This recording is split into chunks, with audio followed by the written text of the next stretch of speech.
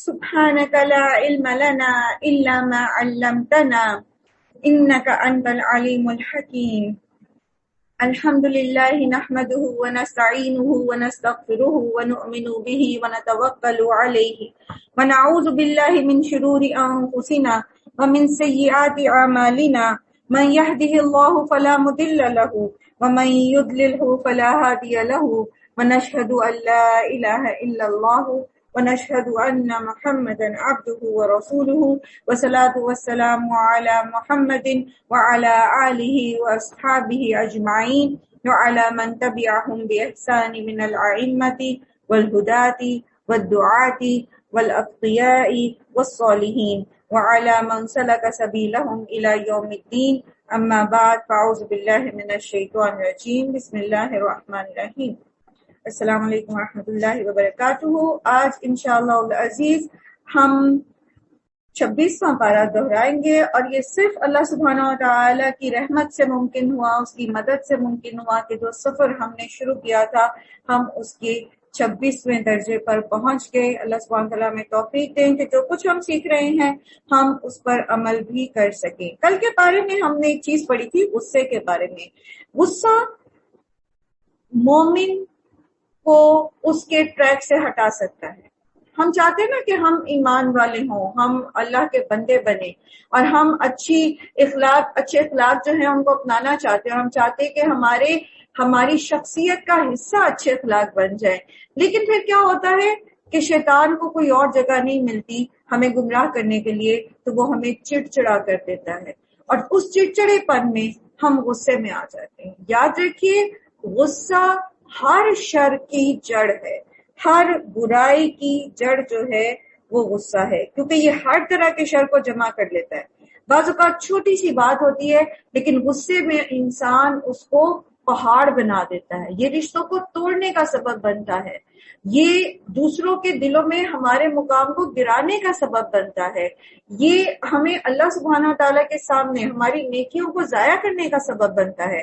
یہ کوئی معمولی چیز نہیں ہے، یہ شیطان کا ایک ایسا ہتھیار ہے کہ انسان جب اس کا شکار ہوتا ہے تو اس کو لگتا ہے کہ نہیں، میں حق پہ ہوں، میرے لیے جائز ہے یہ بول دینا، یہ الفاظ منہ سے نکال دینا.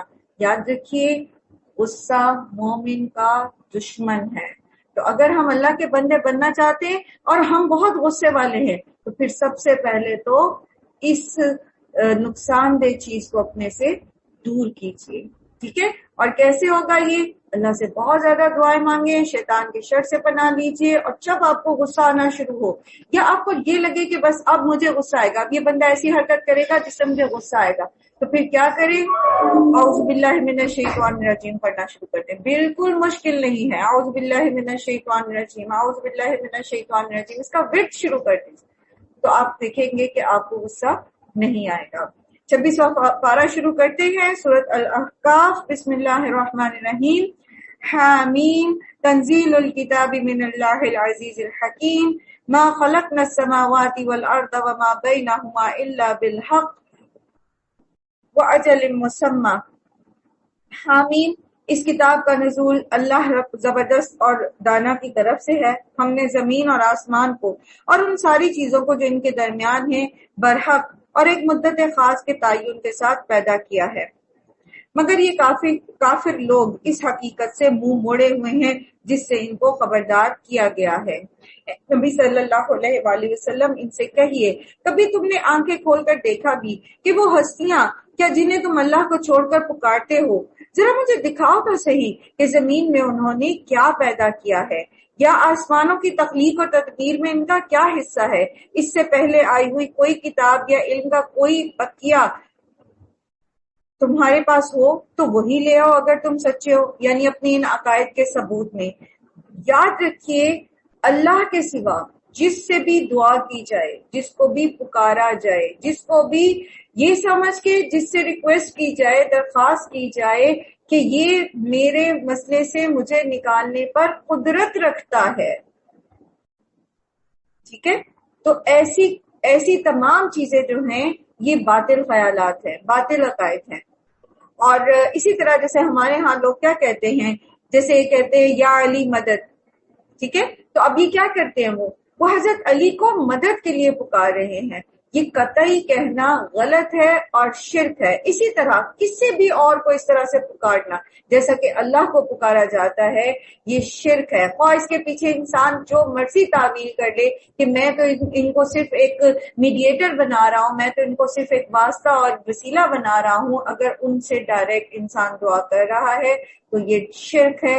اللہ سبحانہ و تعالیٰ نے ایک بڑی اچھی کسوٹی ہمیں دے دی ہے کہ جس کو بھی اللہ کو چھوڑ کے پکارا جاتا ہے تو ذرا بتا دو کہ اس نے زمین اور آسمان میں کیا چیز تخلیق کی ہے۔ اب آپ خود دیکھ لیجئے، وہ نبی ہوں، وہ اللہ کے نیک بندے ہوں، وہ فرشتے ہوں، وہ کوئی بھی ہوں، کیا انہوں نے کوئی چیز تخلیق کی ہے؟ کیا وہ خالق ہیں جیسا کہ اللہ سبحانہ و تعالیٰ خالق ہیں؟ تو پھر تو انسان ان کو پکارنے پر حق بجانب ہے۔ اسی لیے اللہ سبحانہ تعالیٰ کہہ رہے ہیں کہ اگر پہلی کسی آئی ہوئی کتاب میں اللہ تعالیٰ کی طرف سے جو الہامی کتابیں آئی ہیں یا کائنات کے اندر کہیں پر بھی اس چیز کا ثبوت موجود ہے تو دکھاؤ مجھے کہ اللہ کے علاوہ کوئی دوسری ہستیاں بھی اس چیز کے قابل ہیں کہ ان کو پکارا جائے یا انہوں نے کچھ تخلیق کیا ہے۔ آخر اس شخص سے زیادہ بہکا ہوا انسان اور کون ہوگا جو اللہ کو چھوڑ کر ان کو پکارے جو قیامت تک اسے جواب نہیں دے سکتے۔ یہ بالکل ایسا ہی ہے جیسا انسان، اگر آپ سمجھ لیجیے کہ کسی بادشاہ کے دربار میں آپ نے جانا ہے جہاں کوئی آپ کا مسئلہ حل کرنے کا اختیار رکھتا ہے اور آپ اپنی درخواست اس کے پاس آئے ہوئے، اس بادشاہ کے پاس آئے ہوئے دیگر درخواست دہندگان کے پاس لے جائیں، جو باہر مجبور لوگ بیٹھے ہیں جو اپنی اپنی درخواستیں لے کر بیٹھے ہیں، تو آپ اپنی درخواست ان مجبور لوگوں کے پاس لے جائیں اور ان کو درخواست دیں اور جا کے ان کے ترلے منتیں کریں، انہیں کہیں کہ آپ اختیار رکھتے ہیں، آپ اس مصیبت سے مجھے نکال لیجئے، آپ میرا یہ جو کام پھنسا ہوا ہے یہ نکال دیجئے۔ اب آپ خود دیکھیے کہ وہ بیچارے تو خود اپنی درخواستیں لے کے بیٹھے ہیں کہ ہم اندر جائیں اور جو صاحب اختیار ہے اس کو درخواست دیں تو وہ ہمارا کام نکالے، اور آپ نے انہی مجبور لوگوں کو اپنی درخواست پکڑا دی، تو پھر کیا ہوگا؟ کیا اس درخواست کا کوئی حل نکلے گا؟ کوئی جواب ملے گا؟ بالکل نہیں۔ اسی طرح اس کی ایک مثال اور سمجھیے، جیسے آپ کسی ڈسکنیکٹڈ نمبر پر فون ملاتے جائیں تو وہاں سے کوئی جواب آئے گا؟ نہیں آئے گا۔ تو جو لوگ اللہ کو چھوڑ کر دوسروں کو پکارتے ہیں تو اس کا مطلب کیا ہے کہ ان کی پکار سسپینڈڈ رہ گئی، درمیان میں رہ گئی، جو اصل جگہ تھی جہاں پہنچنی چاہیے تھی وہاں تو پہنچی نہیں، اور ان کی جو دعائیں آپ کو قبول ہوتی دنیا میں نظر آتی ہیں تو وہ تقدیر کے ساتھ کا معاملہ ہے، وہ چیز ان کو ویسے بھی مل جانی ہوتی ہے، لیکن وہ آزمائش میں ناکام ہو جاتے ہیں لوگ اور شرک کر بیٹھتے ہیں۔ بلکہ وہ اس سے بھی بے خبر ہیں کہ پکارنے والے ان کو پکار رہے ہیں، اور جب تمام انسان جمع کیے جائیں گے اس وقت وہ اپنے پکارنے والوں کے دشمن اور ان کی عبادت کے منکر ہوں گے۔ ان لوگوں کو جب ہماری صاف صاف آیات سنائی جاتی ہیں اور حق ان کے سامنے آ جاتا ہے تو یہ کافر لوگ اس کے متعلق کہنے لگتے ہیں کہ یہ تو کھلا جادو ہے۔ کیا ان کا کہنا یہ ہے کہ رسول نے اسے خود گھڑ لیا ہے؟ ان سے کہو اگر میں نے یہ خود گھڑ لیا ہے تو تم مجھے اللہ کی پکڑ سے کبھی بھی نہیں بچا سکو گے۔ جو باتیں تم بناتے ہو اللہ ان کو خوب جانتا ہے، میرے اور تمہارے درمیان گواہی دینے کے لیے اللہ ہی کافی ہے، اور وہ بڑا درگزر کرنے والا اور رحیم ہے۔ آپ ان سے کہیے میں کوئی نرالا رسول تو نہیں ہوں، یعنی میں کوئی نیا رسول تو نہیں ہوں۔ یہاں جو لفظ آیا ہے بدعن کا آیا ہے، بدعن کا مطلب کیا ہوتا ہے؟ کوئی نئی چیز، یعنی مجھ سے پہلے بھی بہت سے رسول آ چکے ہیں، مجھے کوئی پہلی دفعہ تو اللہ نے رسول بنا کے نہیں بھیجا۔ میں نہیں جانتا کل تمہارے ساتھ کیا ہونا ہے اور میرے ساتھ کیا ہونا ہے، میں تو صرف اس وحی کی پیروی کرتا ہوں جو میرے پاس بھیجی جاتی ہے۔ تو انسان کے انجام کی خبر اللہ کے سوا کسی کو نہیں ہے۔ اب دیکھیے کہ اللہ سبحانہ تعالیٰ کس سے کہلوا رہے ہیں؟ محمد رسول اللہ صلی اللہ علیہ وآلہ وسلم کی زبانی، قل ما كنت بدعا من الرسل وما ادری ما يفعل بی ولا بکم۔ میں نہیں جانتا، آپ انہیں بتائیں کہ آپ نہیں جانتے ان کے ساتھ کیا ہوگا اور یہ بھی نہیں جانتے کہ آپ کے ساتھ کیا معاملہ ہوگا۔ کسی کو نہیں پتا کہ کل کیا ہوگا، انجام کیا ہوگا، سوائے اس کے کہ اللہ سبحانہ و تعالیٰ کے۔ ریکوائرڈ کیا ہے؟ ان اتبع الا ما یوحى الی، کہ اتباع کی جائے اس چیز کی جو اللہ کے رسول صلی اللہ علیہ وآلہ وسلم پر وحی کی گئی، اور وہ کیا ہے؟ قرآن اور نبی صلی اللہ علیہ وآلہ وسلم کا طریقہ، سنت، آپ صلی اللہ علیہ وسلم کی احادیث صحیحہ، ٹھیک ہے، جو ثابت شدہ ہیں، صحیح احادیث ہیں، موضوع اور ضعیف کی بات نہیں کی جا رہی، جو صحیح حدیثیں ہیں ان کو اوپر بھی عمل کرنا اتنا ہی ضروری ہے جتنا کہ قرآن پر عمل کرنا ضروری ہے، ٹھیک ہے۔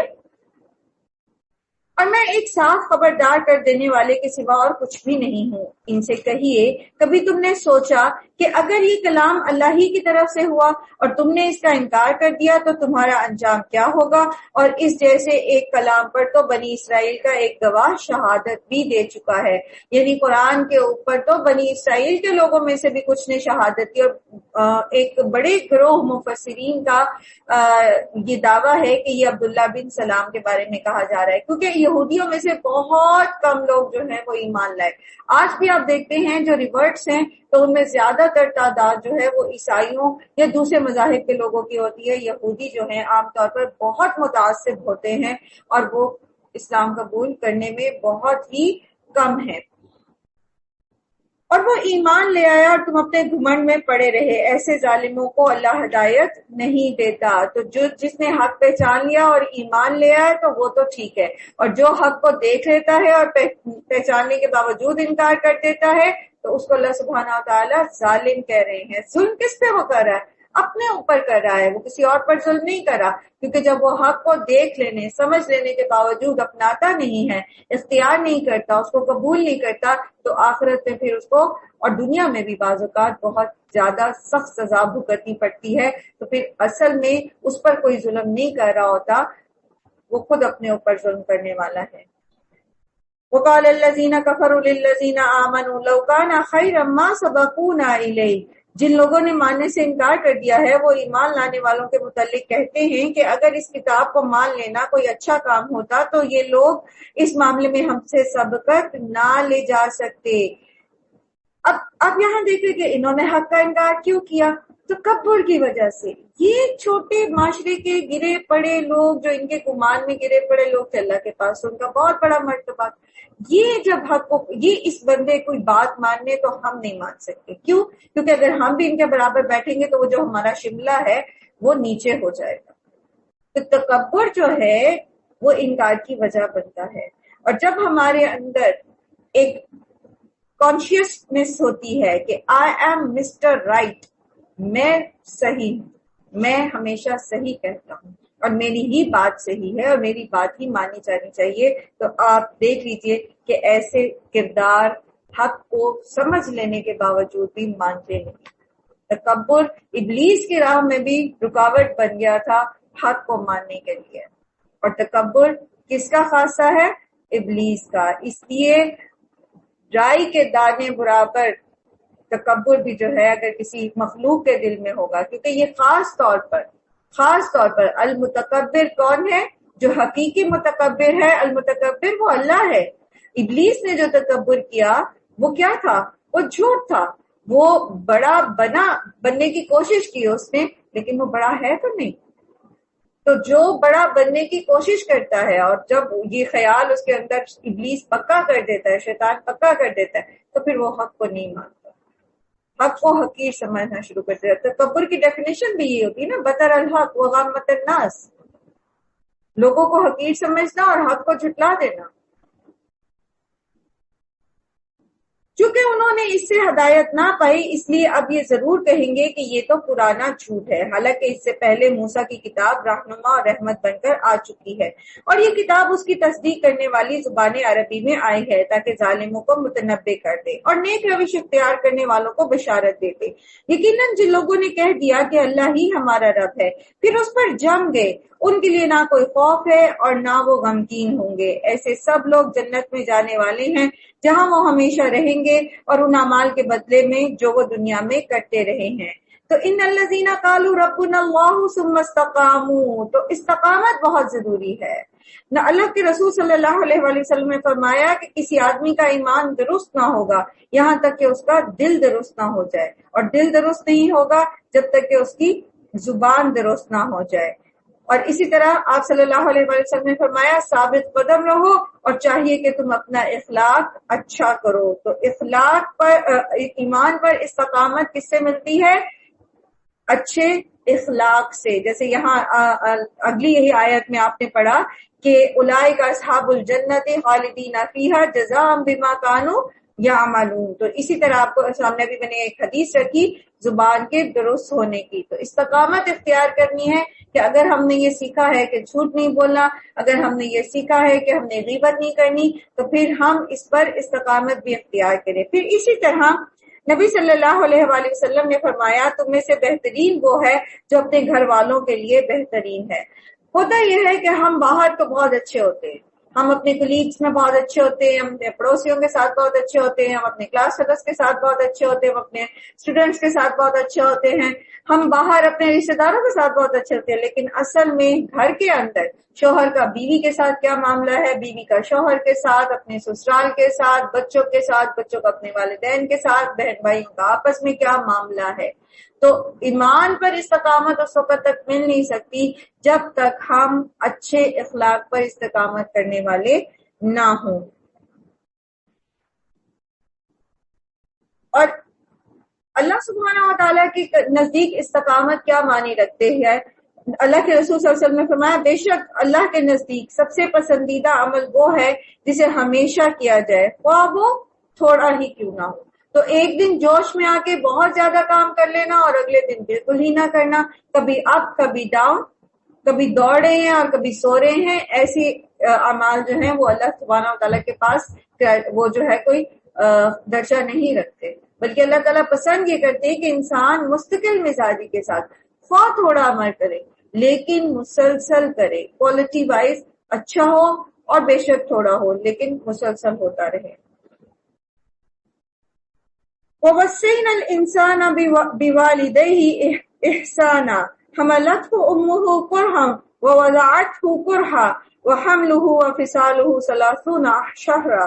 اور ہم نے انسان کو ہدایت کی کہ اپنے والدین کے ساتھ نیک برتاؤ کرے. اس کی ماں نے مشقت اٹھا کر اسے پیٹ میں رکھا اور مشقت اٹھا کر ہی اس کو جنا، اور اس کے حمل اور اس کے دودھ چھڑانے میں 30 مہینے لگ گئے، یہاں تک کہ جب وہ اپنی پوری جوانی کو پہنچا اور 40 سال کا ہو گیا تو اس نے کہا. اچھا، اب یہاں پر خاص طور پر ماں کے کردار کا ذکر، ماں کی سمجھیے کہ قربانی کا ذکر آ رہا ہے، ٹھیک ہے. اور والدہ کا درجہ احسان کے معاملے میں والد پر 3 گنا زیادہ بھی اسی لیے ہے کیونکہ ماں جو ہے وہ باپ سے ایکسیپشنل 3 تکلیفیں اٹھاتی ہے: حمل کی تکلیف، زچگی کی تکلیف اور پھر دودھ پلانے کی تکلیف. ٹھیک ہے، تو اسی لیے ماں کا درجہ جو ہے وہ 3 درجے باپ سے زیادہ رکھا گیا. باپ بھی بہت محنت مشقت کرتا ہے اور بہت کچھ کرتا ہے، لیکن ماں جسمانی طور پر اور نفسیاتی طور پر باقاعدہ بیمار ہو جاتی ہے، اذیت اٹھاتی ہے، تکلیف اٹھاتی ہے اولاد کو اس دنیا میں لانے اور پھر اس کو دودھ پلانے میں. ٹھیک ہے، تو یہ وجہ ہے کہ اس کو اللہ کے رسول صلی اللہ علیہ وآلہ وسلم نے 3 درجے زیادہ دیے. اور ماں باپ کی خدمت، والدین کی خدمت میں جیسے قتال فی سبیل اللہ سے بھی کے برابر اس کا درجہ ہے. ایک صحابی نبی صلی اللہ علیہ وآلہ وسلم کے پاس آئے، معاویہ بن جہمہ، تو انہوں نے عرض کیا کہ میں قتال پر جانا چاہتا ہوں. تو آپ صلی اللہ علیہ وسلم نے فرمایا ابتغی بذالک وجہ اللہ ودار الاخرہ، کیا تو اس قتال کے ذریعے اپنے رب کا چہرہ چاہتا ہے اور آخرت کی زندگی چاہتا ہے؟ تو انہوں نے کہا ہاں. تو آپ نے پوچھا کیا تمہارے گھر میں تمہاری ماں ہے؟ انہوں نے کہا ہاں. تو آپ نے کہا واپس جاؤ اور اس کی خدمت کرو. 3 مرتبہ انہوں نے سوال کیا، تینوں مرتبہ نبی صلی اللہ علیہ وآلہ وسلم نے یہی جواب دیا. تو ہم کتنا کوشش کرتے ہیں کہ ہم نیکیاں کریں، ہم رات بھر قیام کریں، ہم یہ کریں، ہم وہ کریں، ہمارے پاس اگر ہمارے اختیار ہو تو ہم جا کے قتال بھی کریں اور یہ بھی کر جائیں وہ بھی کر جائیں، لیکن کیا ہم اپنے والدین کی خدمت کر رہے ہیں؟ کیا ہم ان کے حقوق ادا کر رہے ہیں؟ کیا ہم ان کے ساتھ حسن اخلاق سے پیش آ رہے ہیں؟ کیا ہم ایکسیپشنلی جا کے ان کی فیور کر رہے ہیں؟ خاص طور پر وقت نکال کے ان کے پاس بیٹھ رہے ہیں؟ خاص طور پر اگر آپ دور ہیں فون کر کے ان سے ان کی باتیں، ان کے دل کے حال سن رہے ہیں. اگر کوئی بیمار ہے ان کی کتنی خدمت کر رہے ہیں. اپنے بچے تو ہمیں بہت عزیز ہیں، اپنا گھر بار تو ہمیں بہت عزیز ہے، بچوں کی تعلیم ہمیں عزیز ہے کہ بچوں کا حرج ہو جائے گا. والدہ بیمار ہیں، والد بیمار ہیں، کیا ہم ان کی خدمت کر رہے ہیں جا کے؟ تو یہ ان کا ہم پر حق ہے اور سب سے بڑی نیکی ہے. جہاں اللہ سبحانہ و تعالیٰ نے اپنے حقوق کی بات کی ہے، جہاں توحید کا حکم آیا کہ اللہ کے ساتھ کسی کو شریک نہ ٹھہراؤ، وہیں ساتھ ہی حقوق العباد میں سب سے پہلے وبالوالدین احسانا. ایسا نہیں کہ بس ٹھیک ہے فرائض پورے کر لیے، بس ٹھیک ہے ہو گیا ہمارا حق، ہم نے والدین کا حق ادا کر دیا. ایک یمنی شخص اپنی ماں کو کندھے پر اٹھا کر طواف کرا رہا تھا. تو کسی نے حضرت عبداللہ بن عمر سے پوچھا کہ کیا اس شخص نے اپنی ماں کا حق ادا کر دیا کہ کندھے پہ اٹھا کے ماں کو طواف کرا رہا ہے، شدید گرمی اور تب تو سہولتیں بھی نہیں ہوتی تھی اتنی جتنی آپ حرم میں سہولتیں ہیں. تو انہوں نے فرمایا کہ یہ اپنی ماں کی ایک آہ کا بھی بدلہ نہیں اتار پایا، ایک آہ کا بھی، اتنی سی تکلیف کا بھی جو ماں نے اس کی خاطر اٹھائی. تو ہم کن خیالوں میں ہیں کہ ہم نے اپنے ماں باپ کا حق ادا کر دیا؟ سوچئے. اور اگر وہ دنیا میں نہیں رہے تو اللہ سے استغفار کیجیے، ان کے لیے بھی استغفار کیجیے، اپنے لیے بھی کیجیے، صدقات کیجیے ان کے لیے. اور ایک بڑا آسان طریقہ ہے، جو بھی آپ نیکی کریں اللہ سے دعا کریں اللہ تعالیٰ اس کا اجر، اس کی جزا میرے ماں باپ کو بھی دیں. آپ کا اجر کم نہیں ہوگا کہ آپ نے ماں باپ کو اجر دیں. ان کے لیے ان کی اچھائیوں کو یاد کریں، ان کے لیے صلہ رحمی کریں، ان کے رشتہ داروں کو جا کے ملیں. اگر ان کی کوئی سہیلی، والدہ کی سہیلی ہے، ان کی سہیلی سے ملیں، ان کو تحفہ دیں، ان کے ساتھ اچھا رویہ کریں. ٹھیک ہے؟ تو ان کا بہت بڑا حق ہے ہم پر. اب یہ دو رویے ہیں، دو طرح کی اولاد ہے یہاں پر، جس کا یہاں پر اب آگے ذکر آنے والا. اب ہم نے دیکھنا ہے کہ ہم اس میں سے کون سی اولاد ہیں، اور یہ دعا یاد کرنی ہے. ربی اوزعنی ان اشکر نعمتک التی انعمت علی وعلی والدی وان اعمل صالحا ترضاہ. یہاں تک تو حضرت سلیمان علیہ السلام کی بھی دعا تھی اور ہم نے اس کو یاد بھی کیا. ٹھیک ہے؟ تو اب اس سے آگے بھی واصلح لی فی ذریتی، اور اصلاح کر دے میرے لیے میری اولاد میں. انی تبت الیک، میں تیری ہی طرف توبہ کرتا ہوں. وانی من المسلمین، اور میں مسلمان ہوں، میں فرما برداروں میں سے ہوں. تو اس دعا کو نہ صرف یہ کہ یاد کرنا ہے بس، بلکہ اس کے مفہوم کو ذہن میں رکھتے ہوئے عمل بھی کرنا ہے. اس طرح کے لوگوں سے ہم ان کے بہترین اعمال کو قبول کرتے ہیں اور ان کی برائیوں سے درگزر کر جاتے ہیں. یہ جنتی لوگوں میں شامل ہوں گے اس سچے وعدے کے مطابق جو ان سے کیا جاتا ہے. اور جس شخص نے اپنے والدین سے کہا اف تنگ کر دیا تم نے، کیا تم مجھے یہ خوف دلاتے ہو کہ میں مرنے کے بعد پھر قبر سے نکالا جاؤں گا، حالانکہ مجھ سے پہلے بہت سی نسلیں گزر چکی ہیں. ماں اور باپ اللہ کی دہائی دے کر کہتے ہیں ارے بد نصیب مان جا، اللہ کا وعدہ سچا ہے. مگر وہ کہتا ہے کہ یہ سب تو اگلے وقتوں کی فرشودہ کہانیاں ہیں. یہ وہ لوگ ہیں جن پر عذاب کا فیصلہ چسپاں ہو چکا ہے. ان سے پہلے جنوں اور انسانوں کے جو ٹولے ایسے ہی گزرے ہیں انہی میں یہ شامل ہو جائیں گے. بے شک یہ گھاٹے میں رہ جانے والے لوگ ہیں. دونوں گروہوں میں سے ہر ایک کے درجے ان کے اعمال کے لحاظ سے. ایک پہلا گروہ کون سا ہے؟ جو والدین کا بھی شکر گزار ہے، اللہ کا بھی شکر گزار ہے، اللہ سے مدد مانگتا ہے.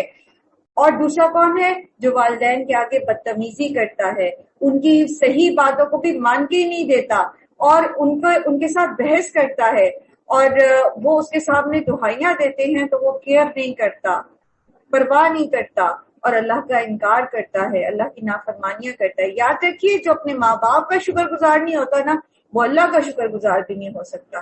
کیونکہ اللہ کی پہچان کون کرواتا ہے ہمیں؟ ماں باپ کراتے ہیں نا.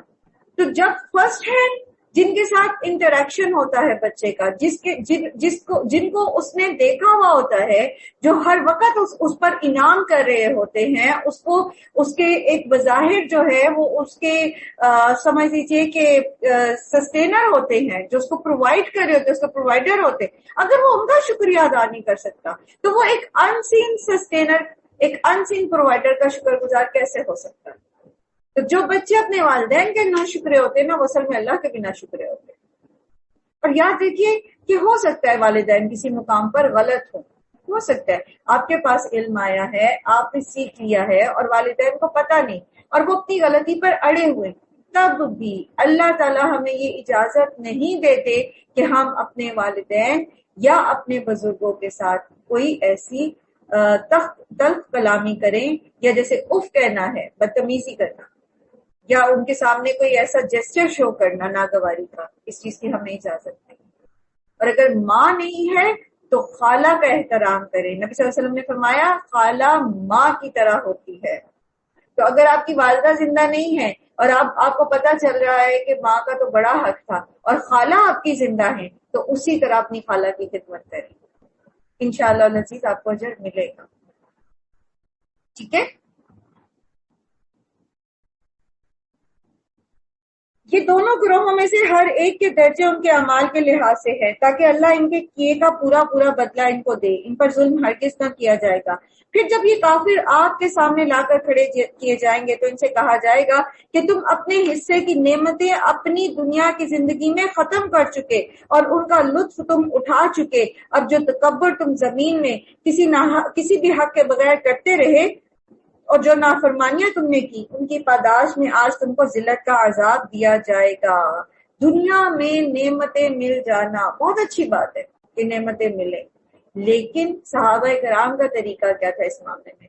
جب بہت زیادہ فتوحات ہوئی اور بہت مال غنیمت آنے لگا تو حضرت عمر بن خطاب اس کو دیکھ دیکھ کے رویا کرتے تھے کہ کہیں اللہ تعالیٰ ہماری ساری نیکیوں کا اجر دنیا میں نہ دے دے۔ اسی طرح حضرت عبد الرحمن بن عوف بہت بڑے تاجر تھے، ان کے پاس ایک مرتبہ افطار کا کھانا لایا گیا تو انہوں نے وہ کھانا دیکھا اور کہنے لگے کہ مصعب شہید کیے گئے اور وہ مجھ سے بہت بہتر تھے، اور جس چادر سے انہیں کفن دیا گیا تھا جب ان کا سر ڈھانکتے تھے تو ان کے پاؤں کھل جاتے تھے، اور جب ان کے پاؤں ڈھانکتے تھے تو ان کا سر کھل جاتا تھا۔ اور ہمارے لیے دنیا اتنی کشادہ کر دی گئی ہے، ہمیں ڈر ہے کہ ہماری نیکیوں کا بدلہ صرف دنیا ہی میں نہ دے دیا جائے۔ یہ کہا آپ نے اور رونا شروع ہوئے، اور اتنا روئے اور کھانا چھوڑ دیا، یعنی دل ان کا اتنا پریشان ہو گیا ان نعمتوں کو دیکھ کر کہ کہیں اللہ ساری نیکیوں کا اجر ہمیں دنیا میں ہی نہ دے دے۔ تو دنیا میں صرف دنیا میں نعمت نیکیوں جو اچھے کام ہیں ان کا اجر صرف دنیا میں کس کو ملتا ہے؟ جو اللہ کے انکاری ہوتے ہیں، جنہیں آخرت پہ یقین نہیں ہوتا۔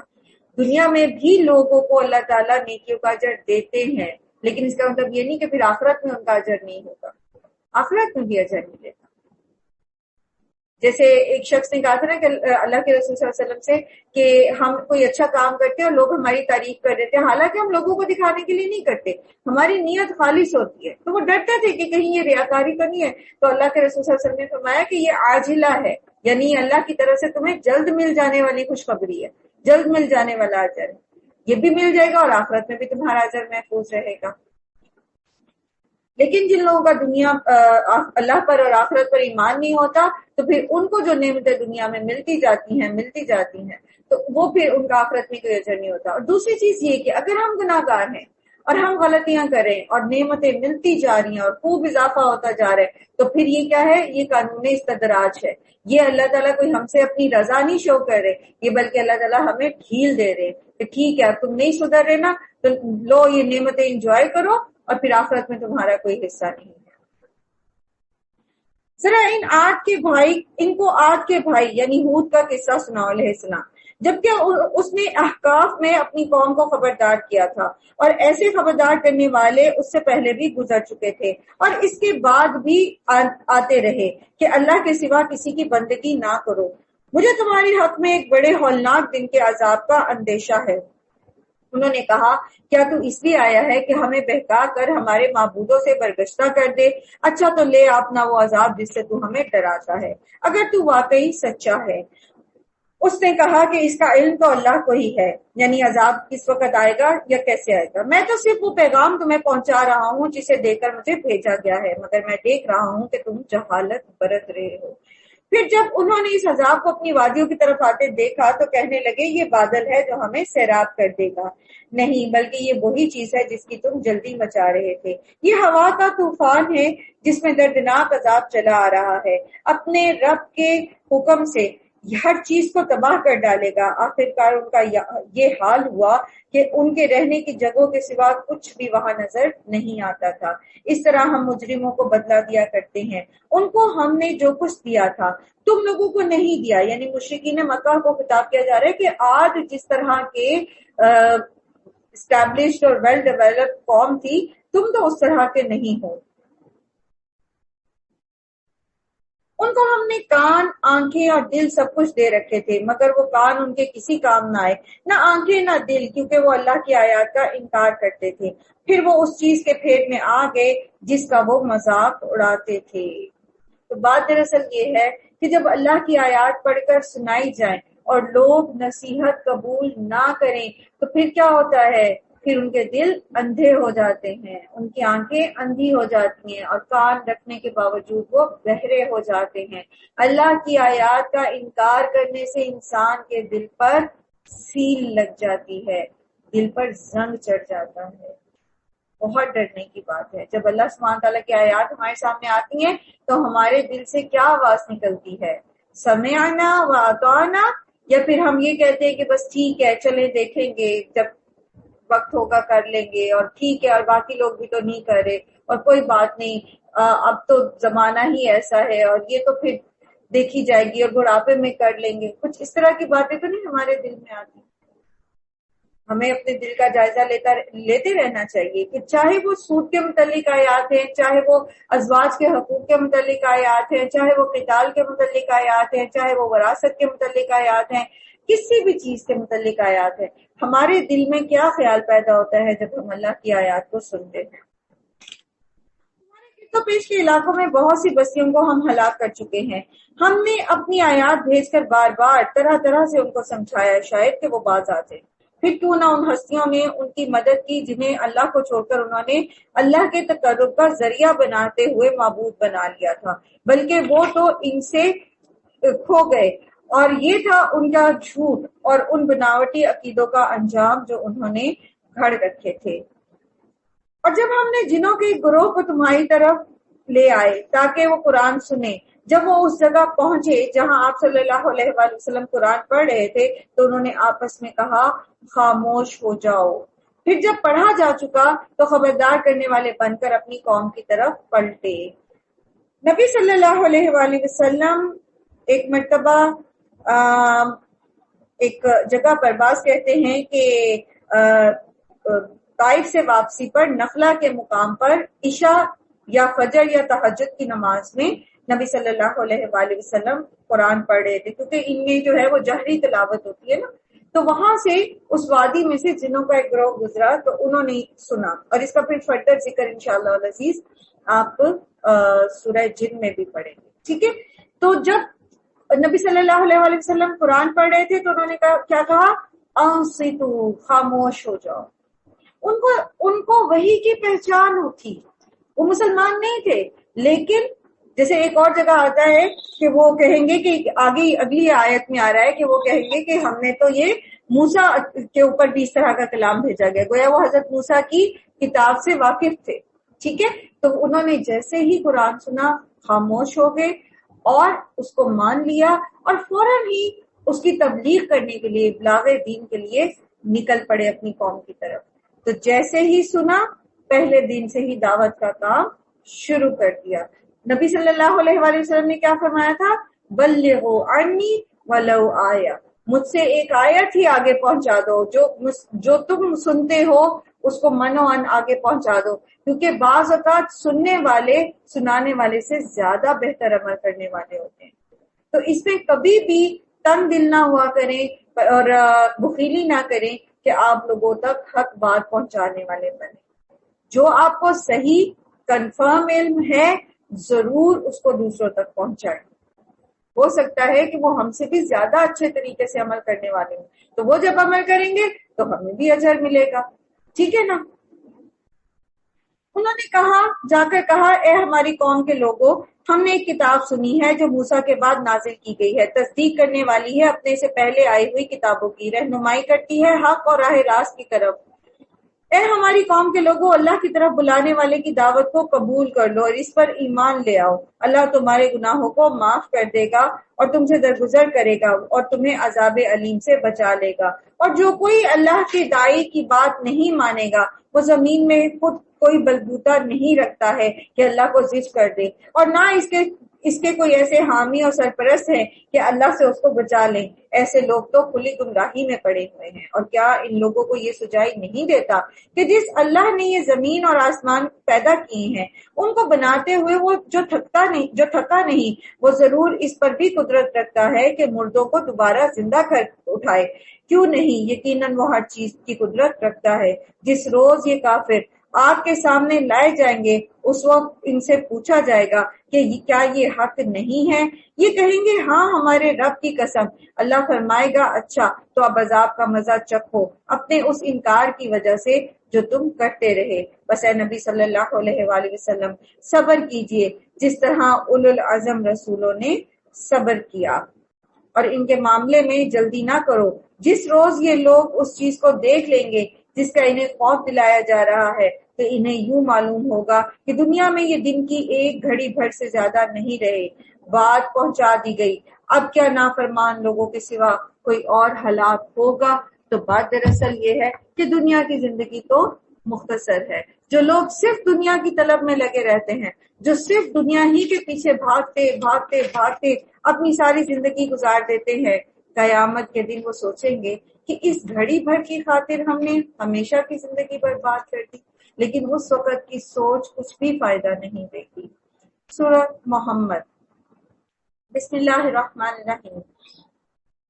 یہ مدنی صورت ہے۔ مکی صورتوں کا موضوع جیسا کہ آپ نے پڑھا اور سمجھا کہ زیادہ تر توحید اور عقیدہ آخرت ہوتا ہے، لیکن یہ جو مدنی صورتیں ہیں ان میں کچھ احکامات آتے ہیں اور زیادہ تر منافقین اور یہود سے خطاب ہوتا ہے اس میں۔ بسم اللہ الرحمن الرحیم۔ الذین کفروا وصدوا عن سبیل اللہ اضل اعمالهم، جن لوگوں نے کفر کیا اور اللہ کے راستے سے روکا اللہ نے ان کے اعمال کو ضائع کر دیا۔ اور جو لوگ ایمان لائے اور جنہوں نے نیک اعمال کیے اس چیز کو مان لیا جو محمد صلی اللہ علیہ وآلہ وسلم پر نازل ہوئی ہے، وہ سراسر حق ہے ان کے رب کی طرف سے۔ اچھا، اب اس میں دو چیزیں ہیں اور بہت جلدی ہم اس کو دیکھتے ہیں۔ سب سے پہلے تو یہ کہ اعمال ضائع کر دیے گئے۔ کس کے اعمال ضائع کر دیے گئے؟ جنہوں نے اللہ کے راستے سے روکا، جو خود بھی اللہ کے راستے سے روکتے ہیں، جو لوگوں کو بھی اللہ کے راستے سے روکتے ہیں تو ان کے اعمال ضائع ہو جاتے ہیں۔ اس کے علاوہ اور کیا چیز ہوتی ہے جو نیکیوں کو ضائع کر دینے والی ہوتی ہے؟ وہ ہوتی ہے ریاکاری، شرک اور ریاکاری۔ انسان جتنے مرضی نیک اعمال کر لے، لیکن اگر وہ ریاکاری کرنے والا ہے، اگر وہ شرک کرنے والا ہے تو اس کی کسی نیکی کا کوئی بدلہ نہیں ملے گا۔ پھر اس کے علاوہ اور کون سی چیزیں ہوتی ہیں جو نیکیوں کو ضائع کر دیتے ہیں؟ لوگوں کے سامنے نیکی کرنا اور اکیلے میں اللہ کی نافرمانی کرنا۔ although وہ نیکیاں لوگوں کو دکھانے کے لیے نہ ہوں، لیکن پھر بھی اگر انسان لوگوں کے سامنے اچھا بنتا ہے اور اکیلے میں وہ اللہ کی حرام کی ہوئی چیزوں کا ارتکاب کرتا ہے تو اس کی جو نیکیاں اس نے کی تھی وہ بھی ضائع ہو جائیں گی۔ اور دوسرا یہاں پر جو ہے اور وہ کیا ہے؟ نیک اعمال۔ ہم بار بار پڑھتے ہیں نیک اعمال، تو نیک اعمال کیا کیا ہوتے ہیں؟ اللہ کے رسول صلی اللہ علیہ وآلہ وسلم کے حدیث اور قرآن کی روشنی میں اس کو فٹافٹ سے ایک لسٹ بنا لیتے ہیں۔ نمبر 1، نماز۔ عمل صالح میں سب سے پہلے نماز کیا؟ سنت نماز بھی، اور سب سے پہلے تو فرض اور نوافل سنتیں۔ پھر یہ کہ مساجد کی تعمیر اور ان کا روزمرہ کا جو خرچ ہے، ایسی جگہوں پر پیسہ لگانا جہاں اللہ کے دین کا کام ہوتا ہو، تو یہ بھی ایک بہت بڑی نیکی ہے۔ پھر یہ اب احادیث اور قرآن سے جو نیکیاں ملتی ہیں نا زیادہ تر ہمیں، تو اس کو میں ان شارٹ آپ کے سامنے بیان کری تاکہ ہم بھی، یہ آخری عشرہ ہے تو ان میں سے جو نیکی ہمارے ہاتھ لگتی ہے ہم اس کو کر گزریں۔ سورۃ اخلاص کا پڑھنا، پھر اسی طرح ذکر اذکار کرنا، پھر اللہ سبحانہ تعالیٰ کی خاطر کسی بیمار کی عیادت کرنا، پھر یہ کہ تہجد کا اہتمام کرنا، اور پھر یہ کہ چاشت کے نوافل پڑھنا۔ ٹھیک ہے، جو شخص چاشت کے نوافل پڑھتا ہے تو پھر اللہ سبحانہ تعالیٰ ایک اس کی سارے جوڑوں کی جسم کے جو 360 جوڑ ہے ان کی طرف سے صدقہ ہو جاتا ہے، تو آپ دیکھیں کہ آپ سارے اگر 4 کے نوافل پڑھتے تو آپ کتنا زیادہ صدقہ دے دیتے ہیں، ٹھیک ہے. اور پھر یہ کہ اللہ تعالیٰ آپ کے تمام دن کے کاموں کے لیے کافی ہو جاتا ہے، پھر دن کا کوئی کام رہ نہیں جاتا. پھر اسی طرح مسجدوں کو آباد کرنا، ٹھیک ہے. مساجد ہم تعمیر تو کر لیتے ہیں لیکن اس کو آباد نہیں کرنے والے بنتے، تو مساجد کو آباد کرنا، وہاں جا کے نماز کا اہتمام کرنا، اپنے مردوں کو ضرور اس چیز پر موٹیویٹ کریں کہ وہ نماز جو ہے مسجد میں پڑھیں، اور بعض اوقات وہاں پر پھر کچھ نوافل تحیت المسجد اور تحیت الوضو وغیرہ کے نوافل بھی ضرور پڑھیں. پھر اسی طرح حق پر ہوتے ہوئے جھگڑے کو چھوڑ دینا، پھر اسی طرح اللہ کی خاطر کسی سے محبت کرنا، اور صفیں درست کرنا، اپنی صفوں کو درست کرنا، جہاں پر اگر صف میں کوئی شگاف ہے تو وہاں جا کر اس کو پور کرنا. پھر یہ کہ جھوٹ چھوڑ دینا. نبی صلی اللہ علیہ وسلم نے فرمایا جو جھوٹ کو چھوڑ دے گا میں اس کے لیے جنت کے درمیان میں ایک گھر کی ضمانت دیتا ہوں. پھر اسی طرح اخلاق حسنہ اپنانا، مسکرانا، اچھے اخلاق، ایمانداری، عہد کی پاسداری اور نگاہوں کی حفاظت کرنا، پانی پلانا، قسموں کو پورا کرنا، نظر اپنی مانی ہوئی نظر کو پورا کرنا، صلہ رحمی کرنا، اور ایسی بہت ساری اور نیکیاں ہیں جو اگر ہم کریں، ٹھیک ہے، اور کوشش کریں کہ آخری عشرہ ہے اور اس میں کی گئی تمام نیکیوں کا اجر بھی بہت زیادہ ہے، تو اس پر ہم ان میں سے صدقہ خیرات جو بھی ہم کر سکیں، جتنا بھی کر سکیں. اسی طرح صلہ رحمی، اگر کہیں کسی سے ناراضگی ہے تو رشتوں کو جوڑنے والے بن جائیں، اور حسن اخلاق اپنائیں، اپنے بچوں کے ساتھ گھر میں ارد گرد اپنے پڑوسیوں کا خیال رکھیں، ان کو کچھ تحفہ تحائف دے، اور اسی طرح اور بھی بہت سارے کام ہیں جو ہم نیکی کے کر سکتے ہیں. اور پھر یہ کہ اس چیز کو اس نے مان لیا جو محمد صلی اللہ علیہ وآلہ وسلم پر نازل ہوئے. محمد صلی اللہ علیہ وسلم پر کیا چیز نازل ہوئی؟ قرآن اور حدیث، دونوں چیزوں پر. آپ صلی اللہ علیہ وسلم نے فرمایا جو میری سنت سے منہ موڑے وہ مجھ سے نہیں ہے. پھر آپ صلی اللہ علیہ وسلم نے فرمایا میں تمہیں جس چیز کے بارے میں حکم دوں وہ اللہ کی طرف سے ہے، ٹھیک ہے، اس میں کوئی شک نہیں، جسے ہم سورہ نجم میں انشاءاللہ پڑھیں گے کہ نبی صلی اللہ علیہ وآلہ وسلم اپنی خواہش نفس سے کچھ نہیں کہتے تھے، بلکہ وہ وہی کہتے تھے جو ان پر وحی کی جاتی تھی، خاص طور پر دین کے معاملے میں. اور پھر آپ صلی اللہ علیہ وسلم نے فرمایا بے شک مجھے قرآن جیسی ایک اور چیز بھی دی گئی، اور وہ پھر کیا چیز ہے؟ وہ ہے حدیث، ٹھیک ہے. تو قرآن پر بھی اور حدیث پر بھی اسی طرح شرح صدر سے عمل کرنا جیسا کہ قرآن پر عمل کیا اور اس پر ایمان لانا. اور اللہ نے ان کی برائیاں ان سے دور کر دی اور ان کا حال درست کر دیا. گویا ایمان اور عمل صالح جو ہے یہ برائیوں کو دور کرنے کا سبب بنتے ہیں اور آئندہ کے لیے اس پر استقامت بھی ملتی ہے. جیسے میں نے پہلے بھی عرض کیا تھا نا، ایمان اور عمل صالح کے بیچ میں راست تناسب ہوتا ہے، ڈائریکٹ پروپورشن. ایک چیز بڑھتی ہے تو دوسری بھی بڑھتی ہے، ایک چیز گھٹتی ہے تو دوسری بھی گھٹ جاتی ہے. یہ اس لیے کہ کفر کرنے والوں نے باطل کی پیروی کی اور ایمان لانے والوں نے اس حق کی پیروی کی جو ان کے رب کی طرف سے آیا ہے. اس طرح اللہ لوگوں کو ان کی ٹھیک ٹھیک حیثیت بتائے دیتا ہے. بس جب ان کافروں سے تمہاری مٹ بھیڑ ہو تو پہلا کام ان کی گردنیں مارنا ہے، یہاں تک کہ جب تم ان کو اچھی طرح کچل دو تب قیدیوں کو مضبوط باندھو. اس کے بعد تمہیں اختیار ہے احسان کرو یا فدیے کا معاملہ کرو، یہاں تک کہ لڑائی اپنے ہتھیار ڈال دے. تو فدیہ لینا امت مسلمہ کے لیے جائز ہے، لیکن پہلے ضروری کیا ہے کہ کفر کا زور توڑا جائے. یاد رکھیے کہ اسلام کے اندر جنگ کا مقصد محض لوگوں کی ریسورسز، قوموں کے ریسورسز پر قبضہ نہیں بلکہ فتنہ ختم کرنا ہے، اور سب سے بڑا فتنہ جو ہے وہ کفر اور شرک ہے، ٹھیک ہے. اور پھر کیا پڑھا آپ نے پیچھے سورہ بقرہ میں بھی کیا پڑھا تھا کہ ان سے جنگ کرو جو تم سے جنگ کرتے ہیں، اور اس معاملے میں حد سے نہ بڑھو، اور اللہ تعالیٰ حد سے بڑھنے والوں کو پسند نہیں کرتا. تو جو مسلمانوں پر جنگ مسلط کرتے ہیں، مسلمانوں پر ظلم کرتے ہیں، تو ان کے ساتھ جب جنگ کی جائے گی تو پھر ان پر کوئی بھی نرمی نہیں کی جائے گی یہاں تک کہ ان کا زور ٹوٹ جائے. کفر کی سورۃ توبہ میں آپ نے پڑھا تھا کہ کفر کے سرغنوں کو زور توڑو، جہاں سے فتنہ ابھر رہا ہے اس کو پہلے ختم کیا جائے گا. اس کے بعد پھر جب جنگ اب ختم ہو گئی ہے تو پھر آپ ان سے فدیہ لیتے ہیں یا ویسے ہی فدیہ لیے بغیر ہی چھوڑ دیتے ہیں. کیوں؟ کیونکہ اب کفر جو ہے وہ اسلام سے دب چکا ہے, اب وہ اس کے خلاف سر نہیں اٹھائے گا. تو اس لیے اگر بغیر کوئی معاوضہ لیے بھی چھوڑ دیتے ہیں تو بھی جائز ہے. یہ ہے تمہارے کرنے کا کام. اللہ چاہتا تو خود ہی ان سے نمٹ لیتا, مگر یہ طریقہ اس نے اس لیے اختیار کیا تاکہ تم لوگوں کو ایک دوسرے کے ذریعے سے آزمائے. اور جو لوگ اللہ کی راہ میں مارے جائیں گے اللہ ان کے اعمال کو ہرگز ضائع نہیں کرے گا, وہ ان کی رہنمائی فرمائے گا, ان کا حال درست کر دے گا اور ان کو جنت میں داخل کرے گا جس سے وہ ان کو واقف کرا چکا ہے. جنت کی بہت زبردست ڈسکرپشن تو ہمیں قرآن کریم میں بھی ملتی ہے, احادیث میں بھی ملتی ہے. اس کے علاوہ نبی صلی اللہ علیہ وآلہ وسلم نے فرمایا اس ذات کی قسم جس کے ہاتھ میں محمد صلی اللہ علیہ وآلہ وسلم کی جان ہے, ہر شخص اپنی جنت کے گھر کو اپنے دنیا کے گھر سے بہتر پہچانتا ہوگا. یعنی آپ جب جنت کے دروازے سے انٹر ہوں گے نا, جس بھی دروازے سے, باب الریان سے جا رہے ہیں یا باب الصلاح سے جا رہے ہیں یا کسی بھی دروازے سے جا رہے ہیں, تو وہاں سے اندر جا کے, اور وہ اتنی وسیع جنت ہوگی, اتنے بڑے بڑے محل ہوں گے, تو ایسا نہیں ہے کہ بندہ کو پرچہ لے کے تو گھوم رہا ہے اچھا میرا محل کون سا ہے, میرا گھر کون سا ہے, بلکہ سیدھا وہاں جائے گا. جیسے دنیا میں آپ کہیں سفر سے واپس آتے تو سیدھے اپنے گھر جاتے ہیں نا, اسی طرح وہاں پر انسان اپنا جنت میں گھر پہچان لے گا کہ یہ اس کا گھر ہے.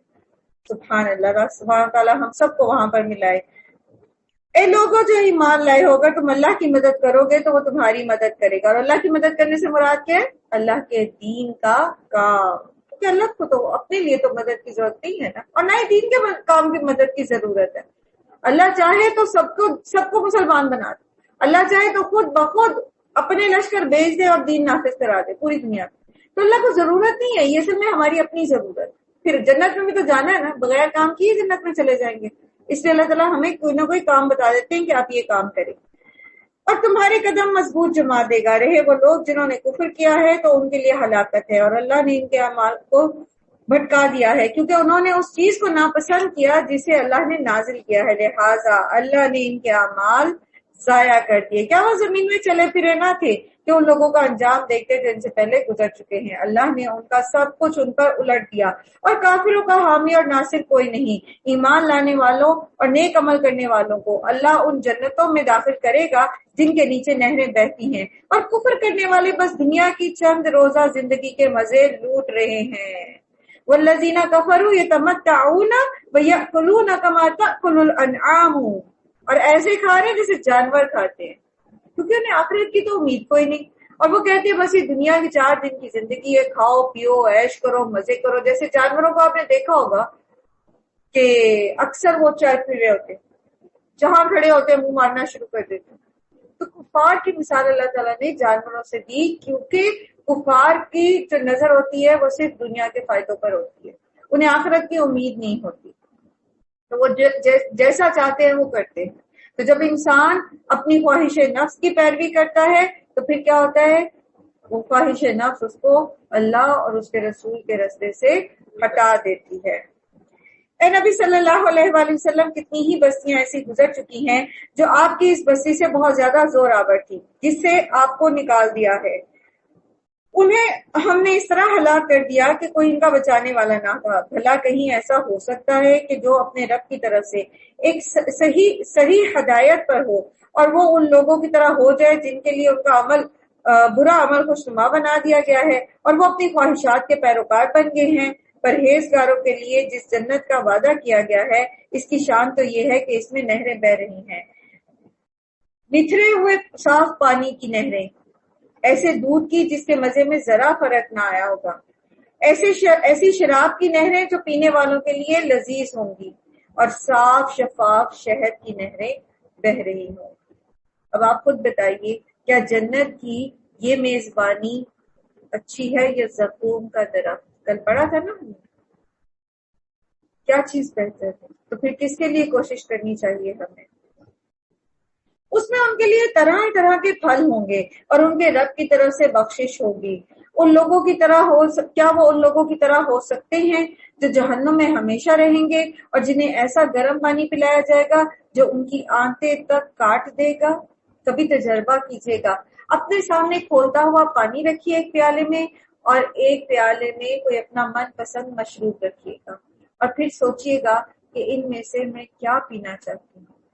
کبھی کبھی نا ایسی چھوٹی چھوٹی پریکٹسز کیا کریں، کیونکہ انسان جو ہے وہ اسباب کو دیکھ کر زیادہ متاثر ہوتا ہے، مثال سے زیادہ اچھا سمجھتا ہے۔ اسی لیے اللہ تعالیٰ نے قرآن کریم میں مثالوں سے سمجھایا نا۔ تو جب پریکٹیکلی آپ کوئی مثال دیکھتے ہیں، کرتے ہیں، پھر آپ زیادہ اچھا سیکھتے ہیں۔ چولہے کے سامنے جب آپ کھڑے ہوتے ہیں اور آپ چائے کا پانی رکھتے ہیں اور وہ کھولنا شروع ہوتا ہے، تو کبھی سوچا کریں کہ یہ زیادہ بہتر ہے یا فریج میں رکھا ہوا ٹھنڈا پانی زیادہ ہے، مجھے کس کے لیے عمل کرنا چاہیے۔ ان میں سے کچھ لوگ ایسے ہیں جو کان لگا کر آپ کی باتیں سنتے ہیں، پھر جب آپ کے پاس سے نکلتے ہیں تو ان لوگوں سے جنہیں علم کی نعمت بخشی گئی ہے پوچھتے ہیں کہ ابھی ابھی انہوں نے کیا کہا تھا، کیوں ان کے ساتھ یہ ہوتا تھا؟ کیونکہ یہ منافقین ہے نا، ان کا انٹرسٹ نہیں تھا محمد صلی اللہ علیہ وسلم کیا بتا رہے ہیں۔ ہمارے بندے اس محفل میں آ تو جاتے تھے سچے ثابت ہونے کے، لیکن دھیان نہیں ہوتا تھا، دھیان اپنی کسی دنیا کے کام میں اڑا ہوتا تھا، کسی اور بات میں اڑا ہوا ہوتا تھا۔ اب جب پورا خطبہ ختم ہو گیا محمد صلی اللہ علیہ وسلم کا، تو دوسرے جو ایمان والے ہوتے تھے ان سے کہتے ہیں کیا کہہ رہے تھے، ابھی کیا بات ہوئی تھی۔ یہ بالکل ایسے ہی مجھے منظر لگتا ہے جب میں کلاس میں پڑھاتی تھی تو بچوں کو تو میرا طریقہ یہ ہوتا تھا کہ میں اچانک سوال کر لیتی، تو اکثر ایسا ہوتا تھا کہ کوئی بچہ نظر آتا تو میں کتنے خیالوں میں کھویا ہوا ہے، تو اس سے پوچھنا کہ اچھا ابھی بتاؤ میں نے ابھی ابھی کیا لفظ بولا ہے، ابھی میں نے کیا بات کی ہے، تو وہ ایسا ادھر ادھر دیکھنا شروع کر دیتے کیا کہا ہے، یہ ساتھ والے کو کون ہی مار کے کہتا ہے یہ مس نے کیا کہا تھا ابھی، توجہ ہی نہیں۔ جب توجہ ہی نہیں تو سمجھ کیا آئے گی۔ تو منافقین کا بھی یہی حال ہوتا ہے، قرآن کی محفل میں بیٹھے ہوں گے، درس سن رہے ہوں گے، یا اگر آپ چلے ان کو اعتقادی منافق نہ بھی کہیں تو صرف دنیا کا بندہ کہہ لیں، تو ایسے لوگوں کا کیا حال ہوتا ہے، دل تنگ ہو رہا ہوتا ہے کب یہ بات ختم ہو اور کب ہم یہاں سے جائیں۔ اور اگر ان سے کوئی بات پوچھ لیں یا ان کو کوئی کان میں کوئی آواز ٹکراتی ہے تو پھر وہ پوچھتے اچھا یہ کیا بات ہو رہی ہے۔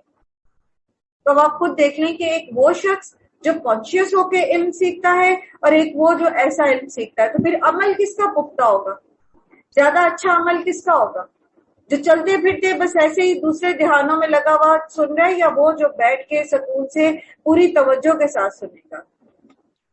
یہ وہ لوگ ہیں جن کے دلوں پر اللہ نے مہر لگا دی اور یہ اپنی خواہشات کے پیروکار بنے ہوئے ہیں۔ رہے وہ لوگ جنہوں نے ہدایت پائی ہے، اللہ ان کو اور زیادہ ہدایت دیتا ہے اور انہیں ان کے حصے کا تقویٰ عطا فرماتا ہے۔ اب کیا یہ لوگ بس قیامت ہی کے منتظر ہیں کہ وہ اچانک ان پر آ جائے؟ اس کی علامات تو آ چکی ہیں، جب وہ خود آ جائے گی تو ان کے لیے نصیحت قبول کرنے کا کون سا موقع رہ جائے گا۔ بس اے نبی صلی اللہ علیہ وآلہ وسلم جان لیجئے کہ اللہ کے سوا کوئی عبادت کا مستحق نہیں ہے۔ فَاعْلَمْ أَنَّهُ لَا إِلَٰهَ إِلَّا اللَّهُ فَاعْلَمْ بس علم حاصل کرو، کس چیز کا؟ کہ اللہ کے سوا کوئی عبادت کے لائق نہیں ہے۔ جب تک ہم توحید کا علم نہیں سیکھتے، جب تک ہمیں توحید کا شعور نہیں ہے، جب تک ہم شرک کو نہیں سمجھتے۔ شرک کیا ہے؟ سیاہ راہ میں سیاہ چونٹی کی طرح داخل ہونے والی چیز۔ جب ہمیں پتہ ہی نہیں ہے شرک کیا ہے، پھر ہم اس سے بچیں گے کیسے؟ جب ہمیں پتہ ہی نہیں کہ توحید کیا ہے، توحید الوہیت کیا ہے، توحید ربوبیت کیا ہے، توحید اسماء و صفات کیا ہے، ہمیں پتہ ہی نہیں، پھر ہم کیسے مسلمان بنیں گے؟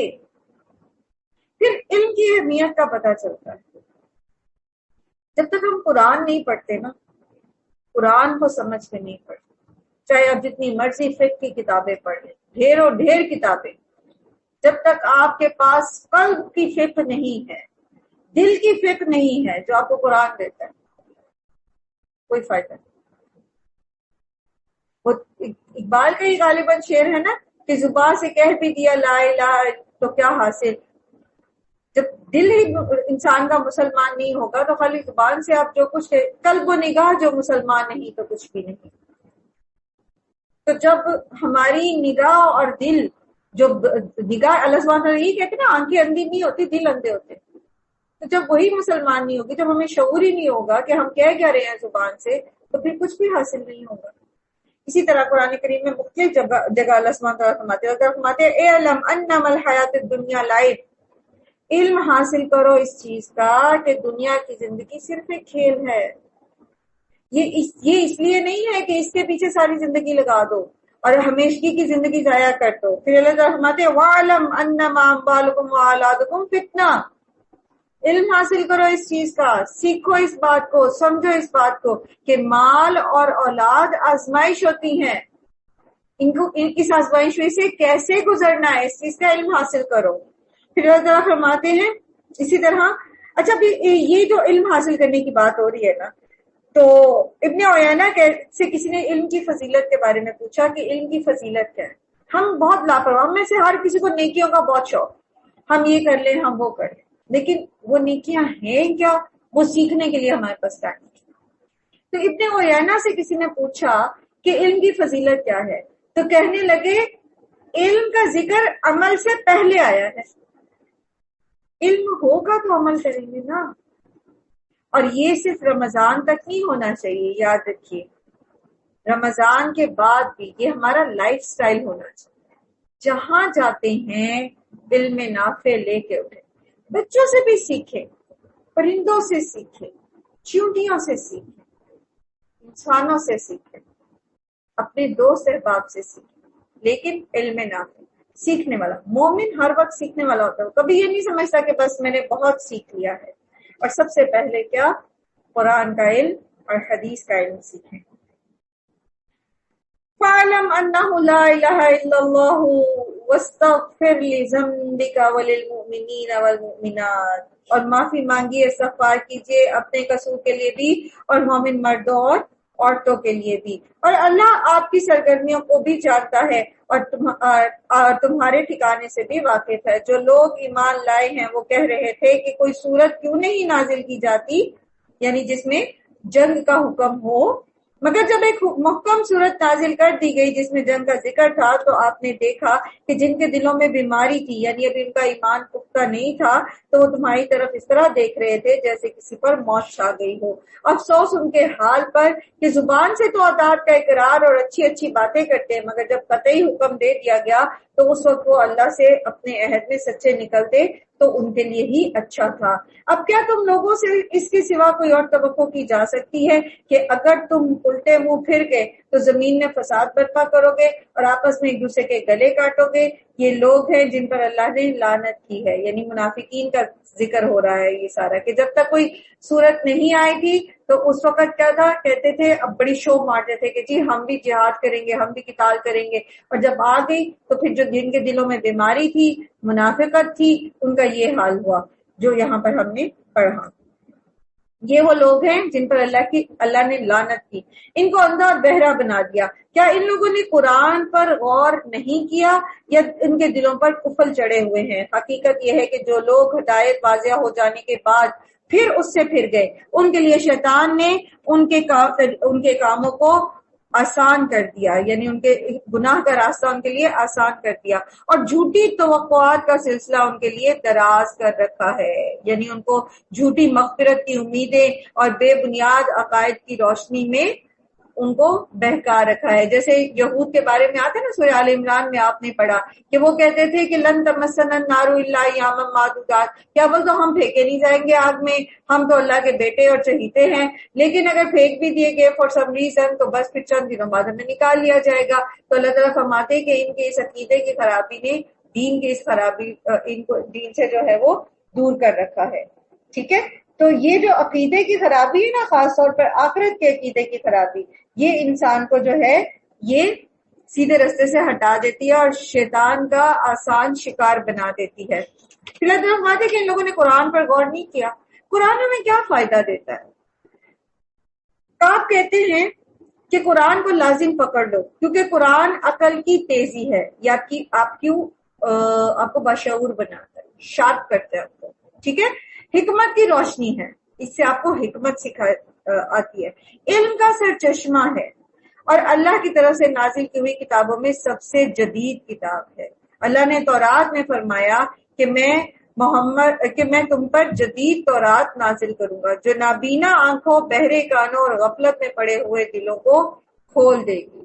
تو اگر ہمارے دل غفلت میں ہے تو کیا کرنا ہے؟ قرآن پڑھنا چاہیے۔ اگر ہمیں لگتا ہے کہ ہماری یادداشت کمزور ہوتی جا رہی ہے تو قرآن یاد کرنا شروع کر دیں، آپ کی یادداشت تیز ہو جائے، حفظ شروع کر دیں، کوئی صورتیں جو ہے نا ان کو یاد کرنا شروع کر دیں۔ اور بھی اگر آپ کو اپنی فہم کی کمی کا شکار ہے کہ بات سمجھ نہیں آتی، جو بہت زمانہ ہو گیا پڑھے لکھے، اب ایک عرصے سے کتابیں نہیں کھولی، تو قرآن پڑھنا شروع کر دیں۔ آپ کو حکمت بھی آئے گی، آپ کے پاس علم بھی آئے گا، اور دوسرے جو علوم ہیں ان کو سیکھنے کے لیے بھی آپ کے اندر جو ہے وہ ہمت پیدا ہوگی۔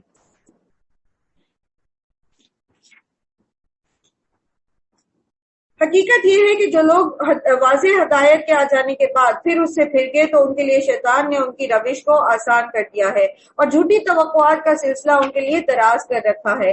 اسی لیے انہوں نے اللہ کے نازل کردہ دین کو ناپسند کرنے والوں سے کہہ دیا کہ بعض معاملات میں تو ہم تمہاری مانیں گے، یعنی مشرکین سے کہا انہوں نے۔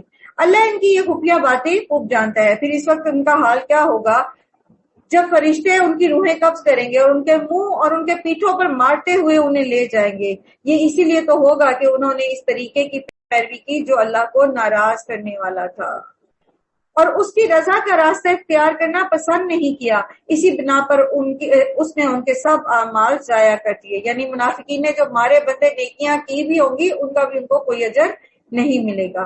کیا وہ لوگ جن کے دلوں میں بیماری ہے یہ سمجھ بیٹھے ہیں کہ اللہ ان کے دلوں کے کھوٹ ظاہر نہیں کرے گا؟ ہم چاہیں تو انہیں تم کو آنکھوں سے دکھا دیں اور ان کے چہرے سے تمہاری پہچان کرا دیں، یعنی نبی صلی اللہ علیہ وآلہ وسلم سے کہا جا رہا ہے کہ اللہ تعالیٰ اگر چاہیں تو منافقین کو ان کے چہرے آپ کو دکھا دیں۔ پھر غزوہ تبوک کے موقع پر اللہ سبحانہ وتعالیٰ نے ان منافقین کے جو گروہ تھا جو بہت سرگردہ تھا، جنہوں نے اٹیمپٹ کی تھی نبی صلی اللہ علیہ وسلم کو شہید کرنے کی، تو ان کے نام پھر اللہ تعالیٰ نے محمد صلی اللہ علیہ وسلم کو بتا دیے تھے۔